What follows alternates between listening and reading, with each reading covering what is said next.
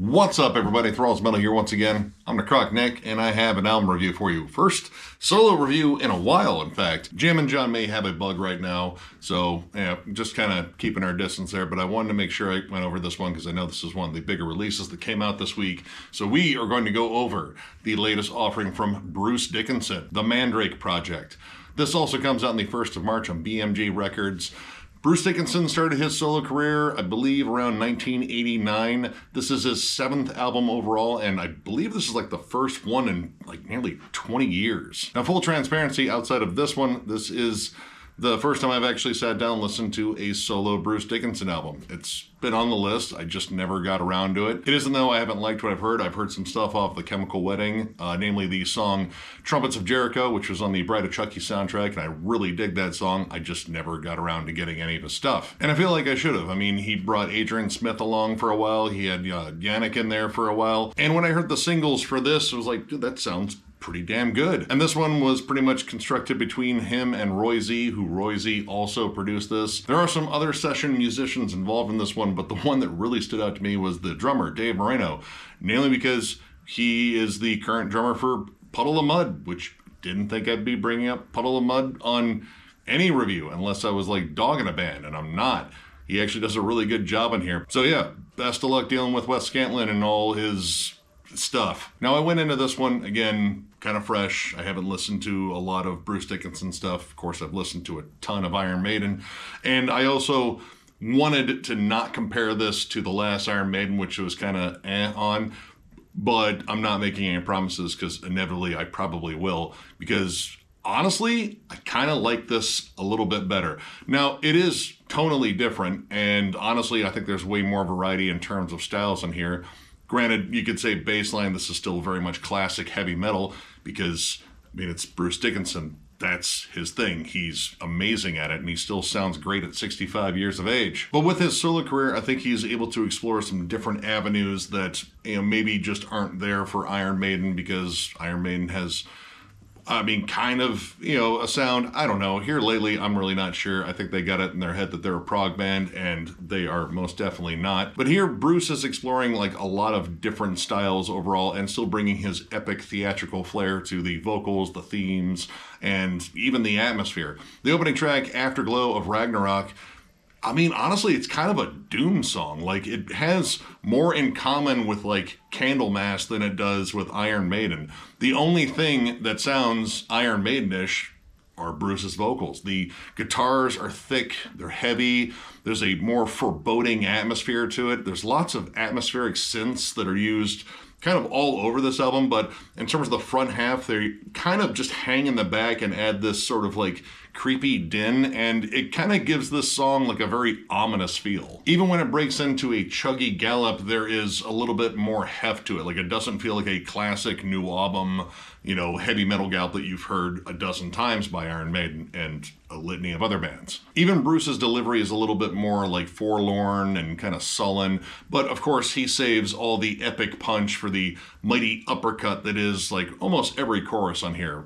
Bruce knows how to belt out a chorus, and he still belts it out with like a serious amount of authority. The man still has an incredible range, and it is showcased all across here. There are even moments where his vocals are isolated and they aren't like overloaded with a lot of effects, so he's still very confident in his ability, and I mean, he should be because he sounds great still. But outside of those classic heavy metal sort of tropes, those doomy moments I think really kind of add a lot of depth to this. You get a little bit on Resurrection Men. The bridge on that goes all the way back in the Doom time machine to like Black Sabbath. There's some cool bendy bluesy riffs. The guitars feel a lot fuzzier in that section, and even the production in that particular section feels more like kind of raw and analog, like it's got a little bit of a hiss and a crackle to it. And then the last track, Sonata Immortal Beloved, is probably the most like somber, kind of just bummed out thing I've ever heard Bruce sing on. And he's definitely had his more forlorn moments in terms of like Iron Maiden and such. Again, I haven't listened to much of his solo stuff, but this one is more about like clean guitars and atmosphere. The synths really take a big presence. There's, more like almost kind of electronic drums in it.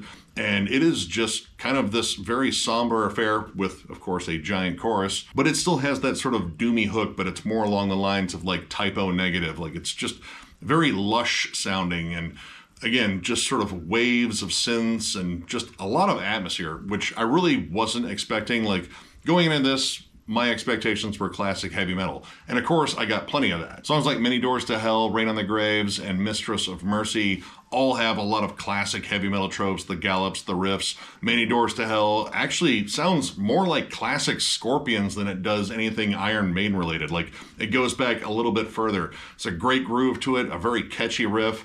It probably has like one of the more simple structures in terms of like the songs on here. It's just pretty much verse, chorus, and kind of back and forth between that and a really cool lead break. Like it just kind of sticks to the basics and it absolutely nails it. Rain on the Graves as well kind of has this, I don't know, like almost like Metallica Black Album vibe mixed with like a little bit of Danzig, except like Danzig's not singing over his own music, Bruce is.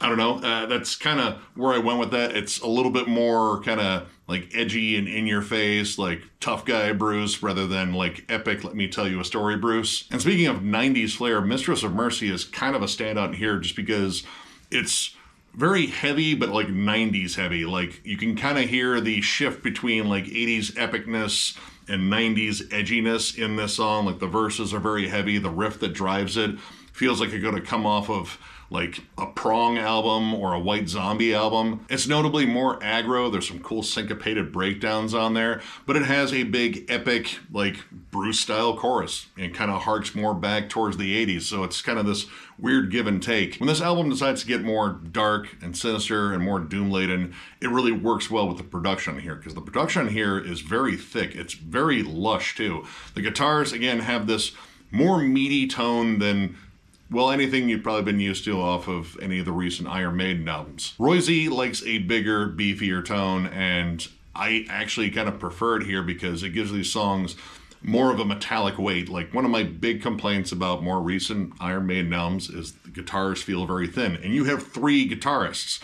That should not be an issue, but it is. Kevin Shirley, fix it, or get Roy Z, because he knows, like, a little bit of gravitas. These riffs kind of gives him a little bit more energy and a little bit more punch. The drums are very prominent. The synths are kind of all over the place. Like sometimes they just sit in the back. Sometimes they kind of shift over to more epic sections and kind of lead the song a bit, like Fingers in the Wounds, which is kind of like a power metal-ish sort of song. Like it has, again, that, big power metal sort of gravitas. Like the lyrics and the themes are very huge. And I mean, that's not something that is unfamiliar to Bruce Dickinson. There are strings on it, or at least synth strings. It kind of gives the song, again, another layer of epicness behind Bruce's awesome vocals.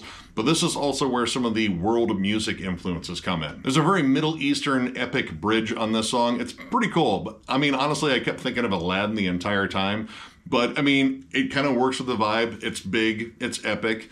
It's not Disney though. And then Eternity Has Failed opens up with flutes and maracas.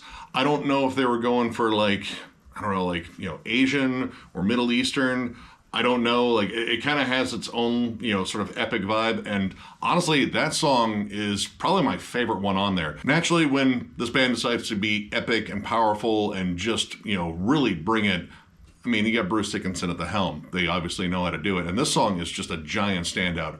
Huge chorus, great lyrics, and probably the biggest nod to Iron Maiden on the entire album with the bridge and lead section. They break into a cool galloping D beat. It just erupts with energy, and it's done in such a cool old school fashion. The hooks are amazing, and Bruce is absolutely killing it on this song in particular.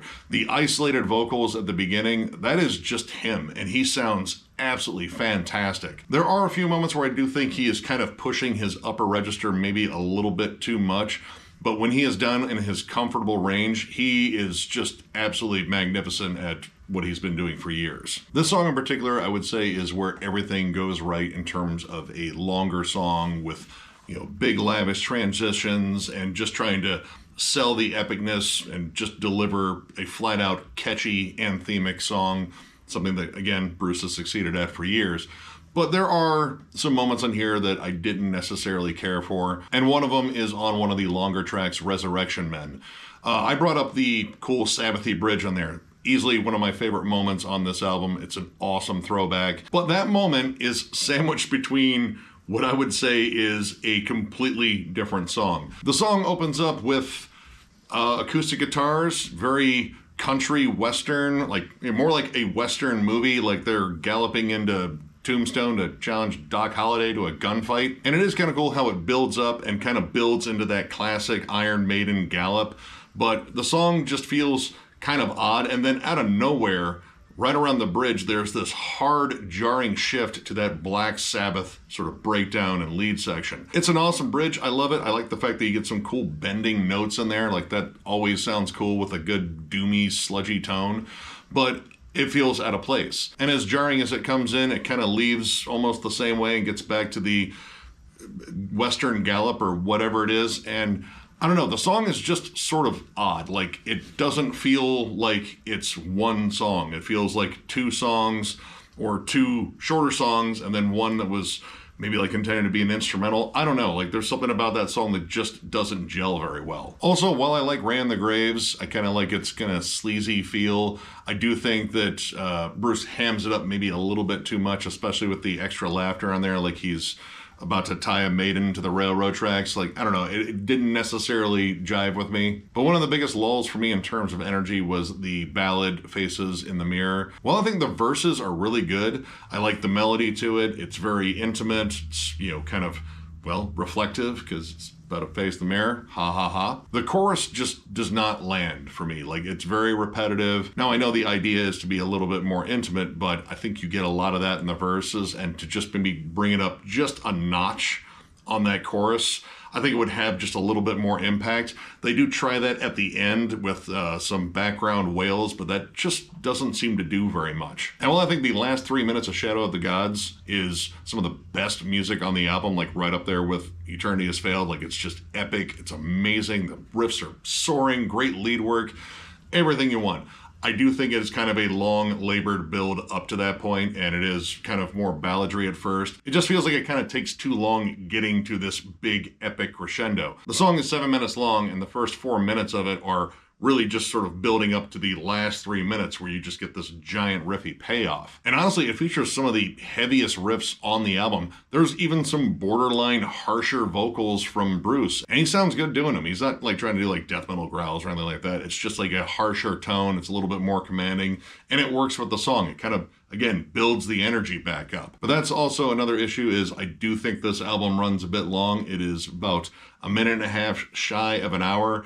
And at times you really feel that. Like the last track, Sonata, Immortal Beloved, while I think it's really cool just because it's a vastly different song, being more atmospheric and gloomy and somber. Like, it really doesn't get like super heavy at all. Like in terms of like heaviness, I guess you could say it gets a little shoegazy with some like more layered strumming in there, like lots of reverb. It sounds just very open, but it also sounds like it was raining across this entire 10-minute song. I like it, but it does start to drag at a certain point, like namely around like the 7-minute mark.